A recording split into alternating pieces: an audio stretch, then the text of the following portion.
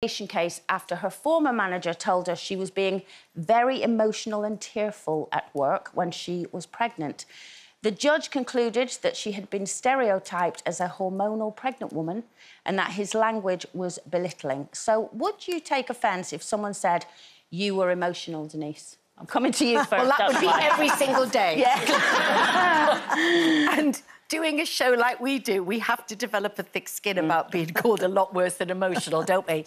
I am very emotional, but I would hope that it hasn't prevented me or deterred me from doing my job. And in the line of work that I do as an actress and a presenter, sometimes being emotional probably helps. And obviously, we don't know the ins and outs of that case. It's clearly more than one occasion where a pregnant woman has been crying.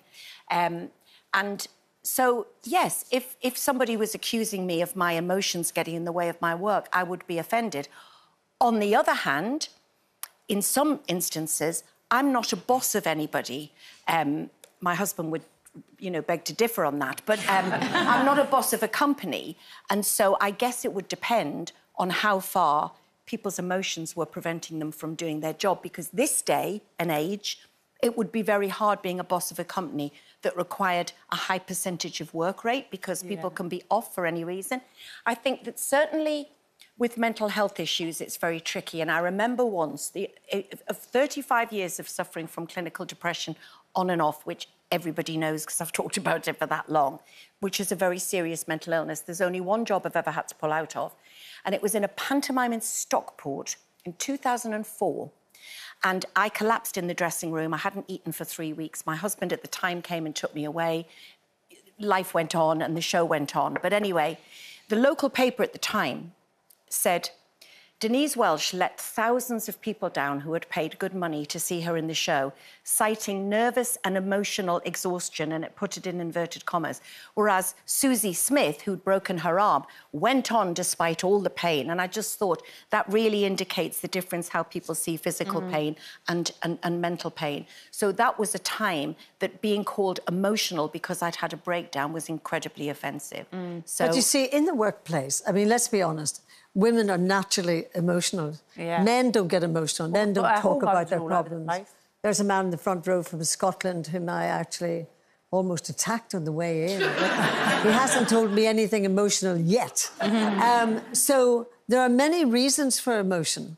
And of course, from a mental point of view, that's very, very serious. But there are lots of issues that happen in our lives and, women are just naturally emotional. But I take your point, actually, about if you're a boss. And let's say, and I'm being devil's advocate here, I don't really believe every word I'm saying here, but if you were a boss and you're having this emotion and tears all the time, and you'd be thinking to yourself, when am I ever going to get the work done? But we all are workers, I don't think any of us really want to retire. Speaking for myself, I don't. No. But I think we're quite good at leaving emotion behind, unless we're talking about a subject on this programme. But generally speaking, we're good at hiding the emotion. And in Northern Ireland, we're taught a really strong work ethic. And so my work ethic, I think, would always rise above whatever's going on in here. And so there are many different issues, different situations, different people, how you cope. Linda, do you hide your emotions? I try to sometimes, especially when things are not going well at home or whatever. I try and hide it from the kids and that. But I find it difficult sometimes. But when I come to work, it's like I can leave all those problems at home and just enjoy coming into work with you lot every day.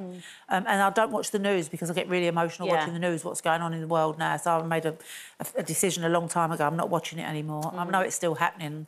But, so... I do think sometimes, though, it is held as a weapon against women. Yeah, definitely. It's easy to say, well, she's not doing the job because she's emotional. I do think they use it as a weapon. Well, it's held against women as well when they are a very powerful, authoritative boss, which doesn't mean being mean, but they're called...